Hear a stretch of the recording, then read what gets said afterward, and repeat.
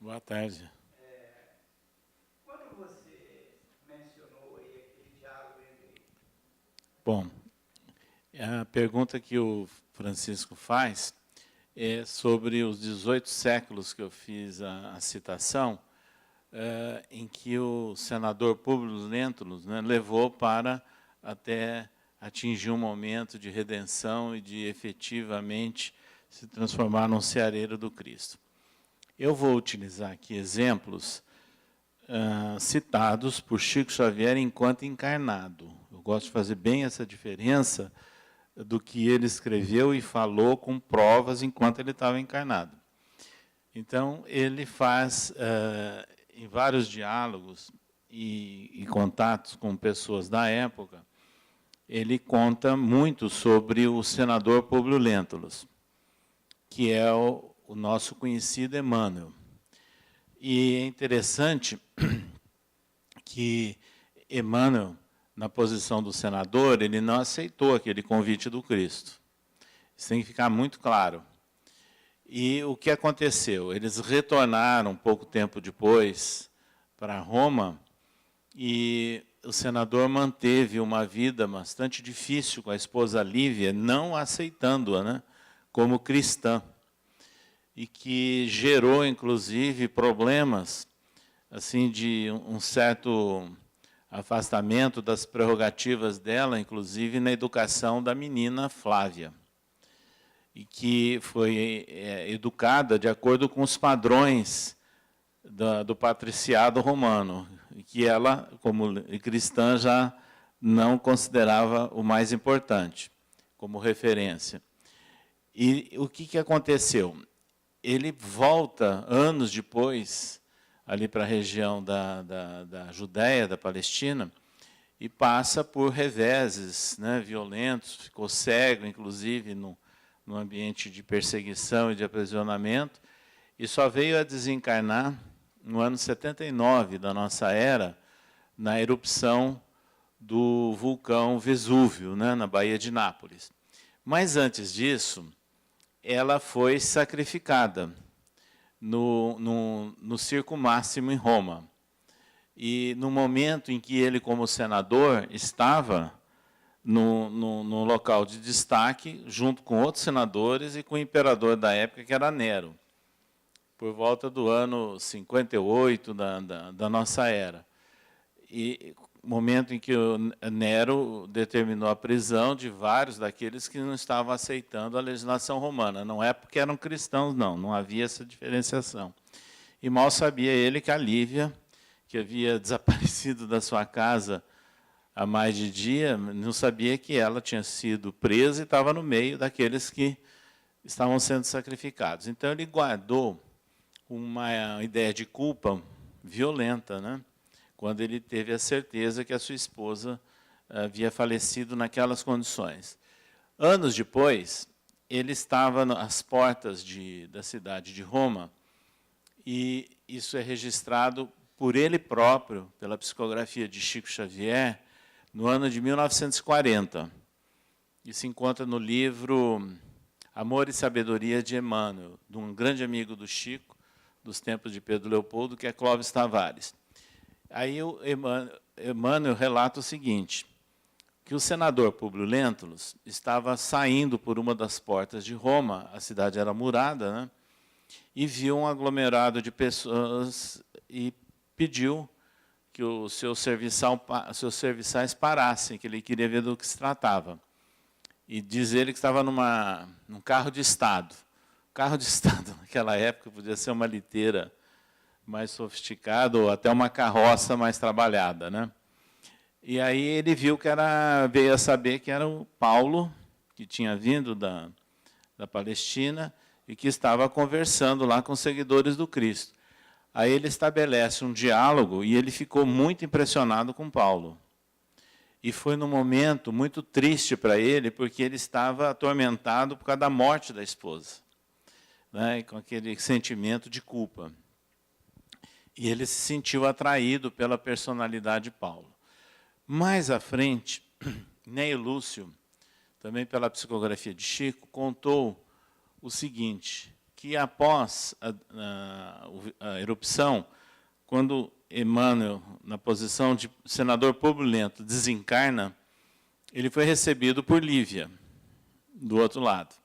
Mas logo depois, ele foi socorrido e adotado pelo espírito Paulo. E que Paulo teria, no mundo espiritual, a tarefa de recepcionar, de acolher, dar atendimento a espíritos que tinham grandes condições de inteligência e de realização e que deveriam ser chamados, né, para um trabalho em torno do Evangelho. Então, aí inicia-se uma vinculação com Paulo.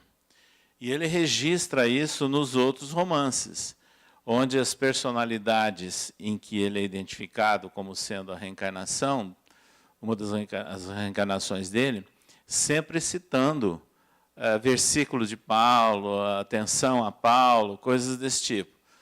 E, finalmente, é interessante que ele viveu duas experiências religiosas marcantes, que foram momentos bastante decisivos para ele em termos de trajetória espiritual. No século XVI, o padre Manuel da Nóbrega, ele se formou em Direito na Universidade de Coimbra, em Portugal. Primeiro em Direito, e depois ele se interessou pela atividade religiosa e ingressou na Ordem dos Jesuítas. E, em função do conhecimento, das condições dele, ele se tornou uma pessoa respeitada pelo rei Dom João III, de Portugal, que o designou para acompanhar o segundo governador-geral do Brasil para vir à colônia, para estabelecer uma proposta de educação na colônia. Então, ele aportou lá na cidade de Salvador, 1549, e começou a fazer um trabalho, e logo depois ele desceu para a cidade de São Vicente, aqui no litoral nosso, São Paulo, e que é uma das cidades mais antigas do Brasil. E lá ele fazia o duplo papel. Como ele era formado em Direito, ele educava os portugueses, que não eram fáceis, aqueles que estavam no Brasil, porque ou eram degradados ou eram aventureiros, né? Então, e tentando trabalhar a lei e o ensino moral de Jesus. Então, era essa a tarefa dele. E também, sem discutir, porque era uma questão da época, a catequese dos indígenas, que ele empreendeu. Então, ele escreveu aqui no Brasil o primeiro livro escrito no Brasil, Cartas do Brasil, onde ele desenvolve a primeira proposta educacional para o país, que era uma colônia naquela época.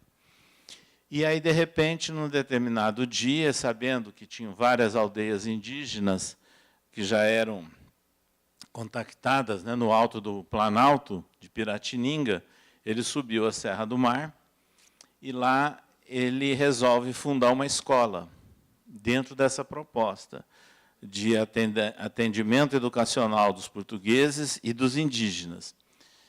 E lá ele escolhe o dia que a Igreja Católica festejava o dia de São Paulo, dia 25 de janeiro. Né? E aí ele funda, no dia 25 de janeiro de 1554, o Colégio São Paulo, que deu origem à cidade de São Paulo. Então, nós temos a cidade de São Paulo e o estado de São Paulo homenageando o apóstolo Paulo por uma proposta e decisão do padre Manuel da Nóbrega. Então, esse foi um momento marcante dele nessa trajetória. E o outro momento marcante, que Chico Xavier comentou também, foi o seguinte, que está registrado em Renúncia, onde, no século seguinte, na cidade de Ávila, na Espanha, ele exerceu também o sacerdócio da igreja como padre Damiano, né, e dando atendimento à jovem Alcione. E depois ele veio até desencarnar em Paris, está tudo descrito ali nesse livro. Então, essas duas encarnações foram momentos assim decisivos para ele realmente se afeiçoar a um sacerdócio.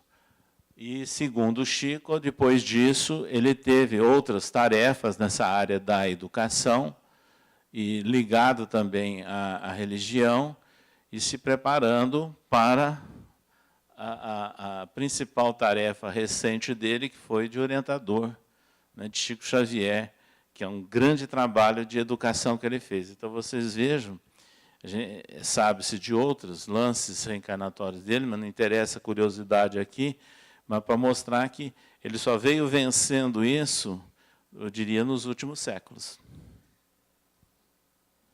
Obrigado. Eu tenho uma segunda pergunta. Pode fazer. A pergunta que o Francisco faz é com base nas definições da proposta de Kardec na apresentação do Evangelho segundo o Espiritismo, onde ele fala que essa obra também seria utilizada por pessoas de outras religiões, e realmente tem sido. Isso a gente sabe pela própria vendagem, né, do Evangelho segundo o Espiritismo, que é disparado o maior best-seller espírita do país. Aliás, se nós compulsarmos todos os livros escritos por Allan Kardec, editados principalmente pela FEB, mas nós temos também o ID, tem a LAC, né, e muitas outras editoras que trabalham com as obras de Kardec, ele é considerado o escritor francês mais divulgado no Brasil. Isso foi divulgado, inclusive, por uma revista francesa no ano passado. E é bom a gente sabermos disso, quer dizer, ele supera a vendagem das obras de Victor Hugo aqui no Brasil. Então, e dentro das obras de Kardec, disparado é o Evangelho segundo o Espiritismo, é uma diferença gritante. Para vocês terem uma ideia, com toda essa procura que há, né, essa vendagem continuada, quando nós estávamos comemorando 150 anos do Evangelho segundo o Espiritismo, no ano de 2014, preparando isso, nós estávamos na condição de presidente da FEB, foi feita uma negociação, um acordo com as federações, as entidades federativas dos estados do Brasil, e foi feita uma edição em parceria histórica do Evangelho segundo o Espiritismo, 200 mil exemplares, e que foram vendidas em um prazo curto de tempo. Então, isso mostra o interesse. Mas mostrando a participação de outras pessoas que leem o Evangelho segundo o Espiritismo, a gente sabe de padres que leem e que estudam o Evangelho segundo o Espiritismo. E sabemos também que o Evangelho segundo o Espiritismo é um dos livros mais utilizados dentro da Umbanda. E que muitos templos de Umbanda divulgam e recomendam o Evangelho segundo o Espiritismo. Inclusive, é um fato histórico marcante, que foi divulgado na época, mas já se passaram muitos anos. Em meados dos anos 1970, o maior cliente, em termos de Evangelho segundo o Espiritismo, era um templo de Umbanda da cidade do Rio de Janeiro. O maior cliente do Brasil. Então, é bom a gente saber disso, que esse livro ele penetra, sim, em várias áreas. Não é? Justamente porque Kardec aborda a questão do ensino moral. Qual referência lá que o senhor fez sobre a diretriz para o estudo do Evangelho? Qual que é o mesmo livro? O livro que nós citamos, que oferece diretrizes para o estudo do Evangelho segundo o Espiritismo, é um livro que foi lançado pela Federação Espírita Brasileira no ano 2014. Ele se intitula Evangelho segundo o Espiritismo, Orientações para o Estudo. E tem como organizadora a minha esposa, Célia Maria Reis de Carvalho, e eu, e como autores de capítulos, vários companheiros nossos, inclusive o Haroldo Dutra Dias. E também vocês podem encontrar essas orientações numa página eletrônica de um grupo que nós participamos, que se chama Grupo de Estudos Espíritas Chico Xavier, conhecido pela sigla GEX. E o endereço eletrônico é www.grupochicoxavier.com.br. Lá vocês vão encontrar material de estudo, artigos, notícias, mensagens. Inclusive, nessa semana, foi introduzido lá também como material para ser acessado, uma síntese biográfica dos espíritos autores das mensagens do Evangelho segundo o Espiritismo. Importante durante o seminário, que é a questão pedagógica da doutrina espírita. Mas nós temos, eu diria que no movimento espírita, um problema, porque nós temos um conhecimento que é pedagógico, né? O centro espírita é uma escola, e um movimento espírita que não se comporta como um grupo de pedagogos, ou seja, nós vemos muitas palestras e pouco estudo da doutrina espírita. Gostaria que você comentasse a respeito. É um assunto complexo esse que o Adolfo coloca, que a necessidade de estudo nos centros espíritas, de certa forma, o centro espírita é uma escola, mas não se adota, às vezes, uma proposta embasada, inclusive, em experiências pedagógicas. Quer dizer, é uma realidade que nós vivemos. Como eu nasci no século passado, e eu frequento reuniões de estudo e reuniões mediúnicas desde os 8 anos de idade, então faz muito tempo, porque naquela época as reuniões mediúnicas eram abertas. E não havia muito estudo, mas eu participava, junto com a minha família, de um grupo de estudos e eu estava sempre presente. Então, nós fomos vendo as diferenças em épocas, né, nas décadas. O centro espírita partiu, vamos supor, de um momento dos anos 1950, 1960, onde quase não tinha estudo nenhum. Então, a ponto que Leopoldo Machado, em 1940, ele criou uma campanha do Espiritismo dos Vivos. O que ele queria dizer com isso? Que era a necessidade de trabalhar com os encarnados, e não apenas com os desencarnados. Era essa a campanha dele. Ele queria estimular algum estudo. E isso foi muito difícil. Aliás, honra seja feita, a primeira proposta de estudo surgiu com Bezerra de Menezes, numa primeira gestão e curtíssima da Federação Espírita Brasileira, onde ele não aguentou ficar muito tempo, ficou presidente por 1 ano só, em função de muitos entrechoques. E ele sofreu uma grande decepção, porque ele propôs, no chamado Centro Espírita do Brasil, a criação de um curso de uma escola de médiuns. E qual foi a surpresa dele? Não apareceu nenhum candidato para frequentar, e vários candidatos para dar aula. Então, todo mundo, imagina, 1890, se julgava suprassumo, né, da mediunidade e não precisava estudar mais nada. E essa situação ela foi perdurando durante muito tempo. Ocorreram esforços valiosos de vários lidadores, mas nós temos que também dizer que cabe o mérito a Chico Xavier. Chico Xavier foi um divisor de águas no movimento espírita brasileiro. Com os livros psicografados pelo Chico, é que se criou um estímulo à leitura e ao estudo, não é? Mas, mesmo assim, havia depois muita resistência a estudo nos centros espíritas, porque nada muda de uma hora para outra, é um processo muito lento. E nós vivemos nesse período ainda, onde grandes instituições e conhecidas do Brasil eram contra cursos, contra estudo, inclusive. Está registrado, tem revista registrando isso.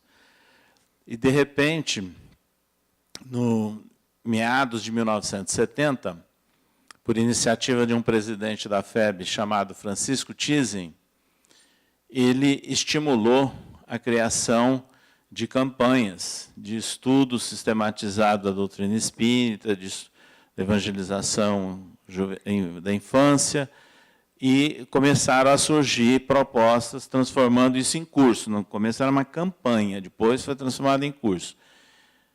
Mas, historicamente, cabe a Edgar Armond, na cidade de São Paulo, que em 1950 ele já tinha escola de médiuns, escola de iniciação espírita, e tinha também um curso relacionado com o Evangelho, que tinha um nome muito específico, me escapa o nome agora. Ele foi o primeiro.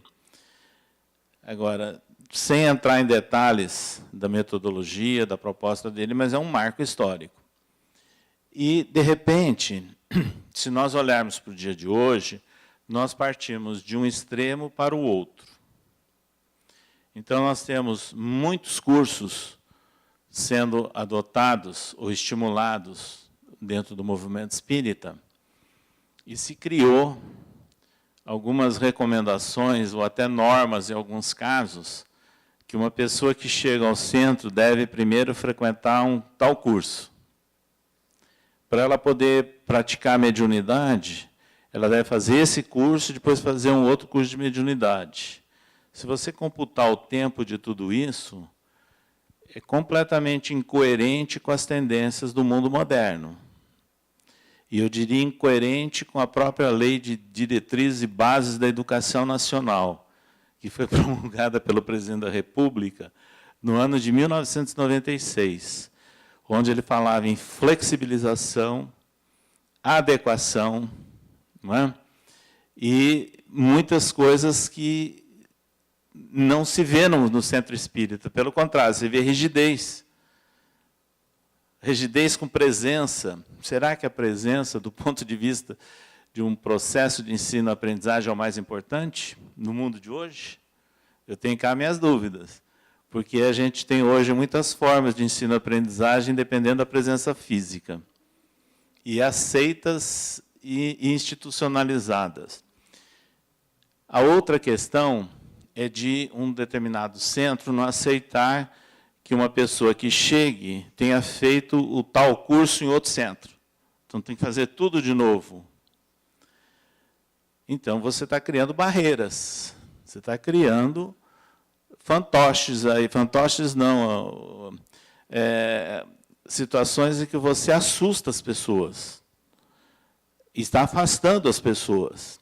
Então, a nossa preocupação é que o centro está muito engessado e formalizado numa ideia de escolarização. Isso é tão grave, eu vou dar um exemplo chocante para vocês. Hoje, um jovem que tenha nascido no primeiro semestre, ele ingressa tranquilamente na universidade com 17 anos de idade.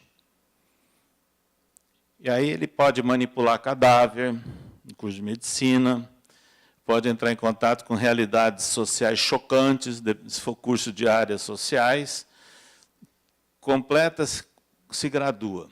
Se ele fizer o curso de Direito, ele trabalha 2 anos, e se for um bom estudante, passa no exame da OAB, tendo 2 anos, ou mais ou menos, presta um concurso, ele pode ser juiz de Direito com 26, 27 anos de idade. E nós temos um caso aqui no Brasil com 25 anos, este ano lá na Paraíba, que é o mais jovem juiz de direito do país. E aí, no centro espírita, nós temos um preconceito de idade, principalmente contra o jovem. Não, você é muito jovem, você tem que aprender. Eu quero saber quem é que vai ter peito para chegar para o juiz de direito de 27 anos de idade, quem é você para me fazer isso, me falar, me dar tal sentença? Porque o juiz de direito é a maior autoridade da comarca. Aí eu quero ver. Então, nós estamos vivendo um momento de algumas incoerências. Há necessidade de se repensar o centro espírita. Há necessidade de se repensar o atendimento ao público-alvo em que o centro se localiza. Porque há diferenças de bairros de uma cidade. E que dizer, então, em algumas regiões do país. Então, ele tem que atender aquela realidade, aquele público-alvo, levando uma contribuição. E aí vem ainda essa outra questão que você falou, que é um outro passo muito complexo e complicado, da equipe dirigente do centro aceitar um diálogo com pessoas que tenham formação. Agora, também, como eu sou da área do ensino superior, e galguei toda essa etapa, todas essas etapas, a gente tem que considerar o seguinte: o indivíduo que tem formação, ele não pode chegar, entre aspas, de salto alto no centro espírita, achando que ele é o detentor e doutor do conhecimento, e os outros estão lá embaixo. Se começar assim, já caiu fora, né? Mas é importante que haja o diálogo. E o diálogo no sentido de cooperação, foi a frase de Emmanuel que nós usamos. Então, as pessoas que têm um domínio, né, principalmente, eu diria, da prática, não tanto da teoria pedagógica. Eu acho muito importante que esteja a prática junto. Que as pessoas possam orientar, possam ajudar, inclusive na adequação do centro a realidades de público-alvo e de demandas, né, que possam existir no centro. Então, são coisas que a gente tem que começar a aprender a conciliar. Essa preocupação, desculpe me alongar, mas para ficar bem claro, ela tem fundamento estatístico. Se nós buscarmos os dados do IBGE, do Censo Brasileiro, do ano 2000 e do ano 2010, 10 anos, o que foi divulgado por um companheiro nosso, que é especialista em planejamento e é estaticista, que é o Jorge Elahá. Talvez você conheça. A convite nosso, ele fez uma apresentação, enquanto nós estávamos como presidente da FEB, no CFN, chocou todo mundo, muita gente ficou em dúvida, porque a gente tem dúvida também e medo de realidades, né? E aí, qual é o dado do IBGE? Proporcionalmente, em 10 anos, não em número absoluto, o espiritismo é a religião que mais progrediu, proporcionalmente. Porém, aí vem os senões. Onde que ela progrediu? Na faixa social média e média alta, na média do Brasil. Isso significa que é o peso do Sudeste e do Sul e parte do Centro-Oeste do Brasil. Isso é bom? É lógico que não, porque está mostrando que está permanecendo no centro e se declarando espírita, se sentindo à vontade para se declarar espírita, quem está nessa faixa social. Só que, se nós olharmos a pirâmide social do Brasil, nós vamos ver que ela tem uma base muito larga de faixas que nenhum político gosta de dizer que existe, né? Então, é isso daí. Esse é um problema. O outro problema, olhando a estatística, o IBGE de 2000 e 2010, se verificou que essa porcentagem de crescimento dos espíritas aconteceu acima dos 40 anos de idade. E aí a gente pergunta, o que está acontecendo? E aí tem outro dado, que detalha mais ainda. No espiritismo, em comparação com as outras agremiações religiosas, é onde houve o menor crescimento da presença de infância e de juventude. Então, falando no português claro, os centros espíritas estão envelhecendo, e nós estamos sem jovens e sem crianças. Por quê? Falta de adequação a uma realidade que nós estamos vivendo. É muito fácil isso, de entender. Quem é professor e que trabalha com ensino fundamental, com ensino técnico, ou ensino médio em geral, sabe do que nós estamos falando, ou pelo menos as primeiras séries de universidade. Então, nós temos que pensar que esse contingente não está entrando, e se entra, não fica no centro espírita. Isso não é o acaso, não. Tem causa. Então, a gente tem que rever tudo isso. Então, nós estamos vivendo num momento bastante sério, bastante delicado, do movimento espírita brasileiro, porque nós estamos vendo uma expansão quantitativa e qualitativa, de uma certa forma, né, do espiritismo, mas criando alguns espaços vazios e alguns choques de realidade que podem comprometer o futuro. É isso que a gente tem que pensar. Sobre isso que o senhor está comentando, eu percebo que, pelo menos em alguns centros que eu frequento, eles mudaram algumas coisas, algumas formas de atendimento. Por exemplo, no passe mesmo, né? Que antes a pessoa chegava e aí ia tomar o passe. Aí agora dizem que porque tem orientações da FEB, e aí tem que, a cada 15 minutos, fazer uma leitura do livro, ou então ouvir um áudio. Então eu vejo que esse tipo de coisa, tudo bem que eu acredito sim que é importante o estudo, mas tem algumas pessoas que estão ali assim, precisando daquele passe no momento, e com isso acabam se afastando. E o estudo poderia ficar para um outro momento, né, dependendo para a pessoa. Então, assim, até que ponto os centros estão realmente interpretando, né, essas orientações e tudo, porque eu estou vendo que isso realmente tem afastado as pessoas. E o olhar para o acolhimento necessário na hora, né? Então, veio muito a calhar essa fala que o senhor falou aqui agora, né? Então, é sobre isso que eu queria colocar, que eu estou realmente percebendo isso. E nem todos os centros, por exemplo, têm, inclusive, espaço físico para seguir tais orientações. Então, até que ponto essas barreiras são importantes, né? Ela tocou num assunto crucial. Algumas barreiras que são criadas em nome desse ou daquele, ou da instituição ou de pessoa, mas que, às vezes, atrapalham ou criam dificuldades para as pessoas que vão ao centro tomar passe, né? Por exemplo, participação em pequenas reuniões, alguns momentos de estudo. Esse é um problema sério. E eu escuto muitas vezes uma frase que criticam do chamado Papa Passe. Nós não aceitamos essa frase. E eu vou dizer por quê. Vocês imaginam um pronto-socorro no hospital, pronto atendimento. Chega uma pessoa com uma cólica violenta ou com uma dor de cabeça violenta. Ele passa naquele primeira identificação e é encaminhado. O que vocês acham se, nesse meio, chegasse alguém e falar, não, agora você vai ter que escutar uma explicação aqui, como prevenir a dor de cabeça ou prevenir a cólica? O que a pessoa faria? Entenderam? O mesmo raciocínio é válido para esses que buscam o centro espírita. O centro espírita funciona como um pronto-socorro espiritual.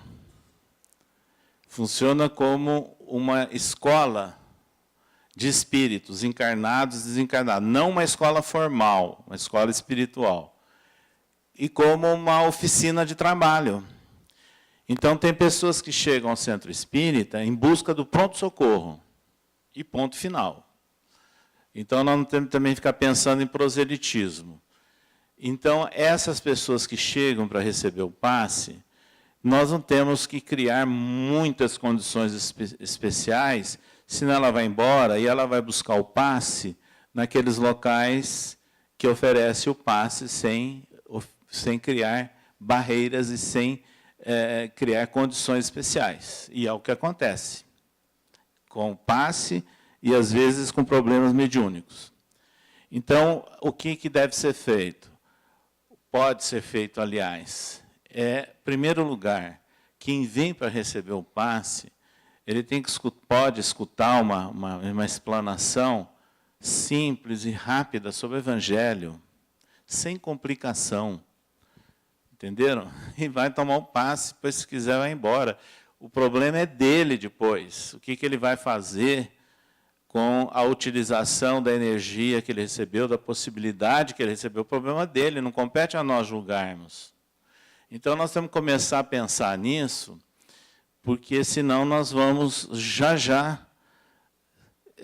criarmos tantas normas e tantas situações que nós vamos embaraçar e dificultar o trabalho no centro espírita. Então, vamos pensar nisso. Ele é também um pronto-socorro espiritual.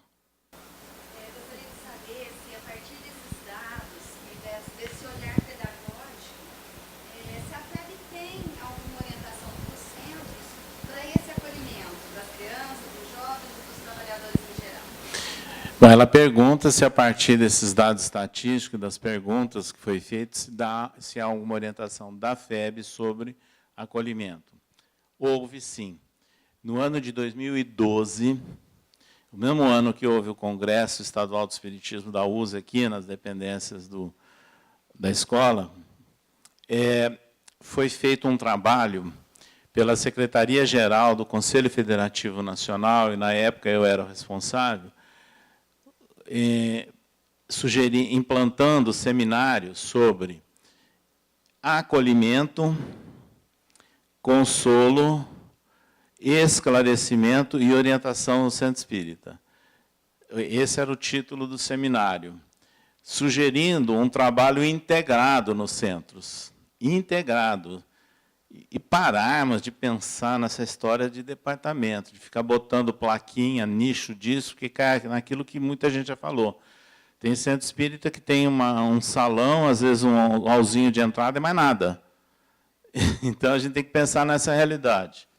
Não ficar criando caixinhas, que nem as empresas modernas hoje não usam mais isso. Então, nós temos que pensar no seguinte: como acolher a pessoa? Acolher, está chegando ali na porta, já tem alguém que possa dar uma atenção fraterna para a pessoa. Perguntar, é a primeira vez, você precisa de alguma coisa, e assim vai, estabelecendo um diálogo. Vocês têm visto na televisão algumas situações de repórteres, até atores, que se fantasiam de mendigos e se tornam invisíveis, né? Em várias repartições, nós estamos cheios de pessoas invisíveis que chegam no centro espírita. Ninguém nem viu, não pergunta, não quer nem saber de quem é aquela pessoa. Eu tenho caso concreto comigo. Onde eu vou, eu chego, às vezes, no centro espírita, até agora, não vou falar a cidade. Eu chego, sento lá atrás, escuto uma exclamação, tomo um passe e vou embora. Vários desses lugares, primeiro, que não me reconheceram, e segundo, que ninguém chegou para perguntar quem eu era e o que eu estava precisando. Então, o que eu estou falando é fato. Então, nós estamos precisando acolher a pessoa. E do acolhimento vem as etapas do atendimento, de dar uma atenção fraterna a essa pessoa. E aí o trabalho de equipe é importante, e a integração. Então, eu vou dar um exemplo para vocês. Se chega uma criança aturdida com lances mediúnicos no centro espírita, com terror noturno e várias outras coisas, você vai encaminhar para a pessoa que dá aula de evangelização da infância? Para ela frequentar só a evangelização da infância? Se fizer isso, você está desperdiçando toda uma possibilidade de atendimento daquela criança e da família dela. Entenderam? Então, são essas coisas que nós estamos precisando rever no centro espírita. Nós estamos muito formais, muito fechados, e em cima de premissas que foram criadas e de normas que hoje eu tenho cá minhas dúvidas, seja de qual instituição for, porque eu conheço a norma, sei como ela foi feita e conheço a prática, como é que está acontecendo. Então, é por isso que eu escrevi, inclusive, esse livro aí, Centro Espírita, com a redundância prática espírita e cristã, porque eu estou colocando a minha experiência de 52 anos de atividade espírita e mais a fundamentação em Kardec, no Novo Testamento e nas obras de Chico Xavier, justamente para estimular esse repensar que é necessário. Boa tarde, professor. Muito obrigado aí pela palestra. Foi de grande proveito. Meu nome é Alexandre. Uma coisa que me atordoa um pouco com relação ao espiritismo, que das palestras que eu frequento, quando surge uma dúvida do palestrante, ele coloca mais ou menos assim: Espírita, instruí-vos. Entende o que eu quero dizer? E com relação às verdades que o Espiritismo traz como únicas, espíritas, instruí-vos? Essa é a pergunta.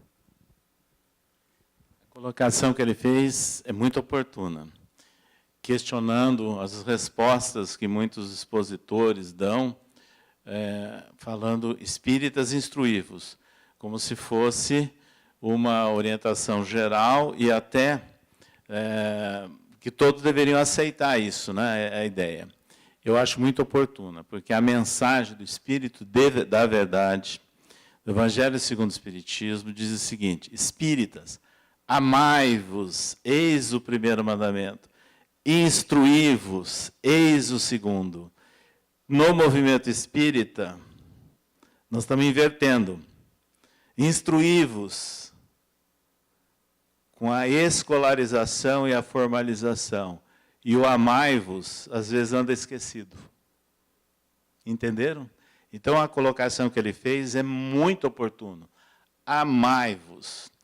E aí eu vou lembrar de Paulo Estevão, romance de Emmanuel, onde ele conta que Paulo, depois de fundar várias agremiações cristãs, e dando essa tônica, né, de proximidade, não se esqueça que ele se despiu de todas as prerrogativas de doutor da lei, de homem rico, conhecimento, com tudo, de origem familiar, deixou tudo de lado e fez aquilo que ele próprio escreveu: fiz-me fraco para estar com os fracos. Preste atenção na frase. E aí Emmanuel relata, como um exemplo, na instituição cristã de Antioquia, que era caracterizada pelos trabalhos de socorro às pessoas, então, com lances de solidariedade fraterna, ocorriam as mais belas manifestações espirituais, inclusive de voz direta. Não sei se vocês sabem que Eurípides Barçanufo, quando ele se tornou espírita em função do contato com o tio dele, senhor Mariano, aqui na fazenda de Santa Maria, nos arredores de Sacramento, ele começou a frequentar o centro e, naquela época, alguns médiuns simples, homens da roça, como o senhor Mariano, psicografavam com aquelas canetas de pena, né? Alguns chegaram a conhecer no antigo grupo escolar, em livro de ata. Sabe quem eram os espíritos que se manifestavam? Eu vou dizer só um deles, João Evangelista. Está lá registrado até hoje. Quem duvidar do conteúdo e da mensagem está lá. Agora, por quê? Havia um enlaçamento solidário e fraterno entre eles. Eles não tinham instrução. Então, veja, nós temos que pensar nisso. A mediunidade, a prática da mediunidade, é o sentimento em ação. É o coração em doação, seja qual for a prática da mediunidade. É lógico que nós temos que estudar, nós temos que nos instruir, mas não é a primeira orientação, não é essa básica e indispensável. Nós temos que começar a rever tudo isso nas nossas atividades espíritas. Nós temos o exemplo que eu citei lá de Antioquia, de Paulo de Tarso, como tem outros. Temos o exemplo de Chico Xavier. Chico Xavier trabalhou num ambiente absolutamente simples, no centro espírita que ele fundou com o irmão e amigos em Pedro Leopoldo, Luiz Gonzaga. Ele tinha 17 anos quando ele fundou esse centro. Não tinha nem maioridade, vamos assim dizer. Depois no grupo espírita Meimei, Pedro Leopoldo. Depois na comunhão espírita cristã, em Uberaba. E, de repente, ele deixou a comunhão espírita cristã, toda organizada, toda arrumadinha, e fundou um centro muito simples, Grupo Espírita da Prece, onde ele trabalhou até desencarnar. Tem que pensar em tudo isso. e não levarmos nos extremos e nas formalizações como nós estamos caminhando. Por isso que há necessidade de rever as nossas práticas no sentido de melhor adequá-las aos preceitos cristãos e espíritas, e nós temos o fundamento em Allan Kardec. É interessante que no livro dos médiuns, não foi no Evangelho segundo o Espiritismo, livro dos médiuns, ele diz o seguinte: o Espiritismo tem que levantar a bandeira humanitária e cristã. Está lá no livro dos médiuns. Então, chegou o momento da gente fazer aí uma síntese, né, de tantas teses que foram levantadas aí ao longo dos tempos.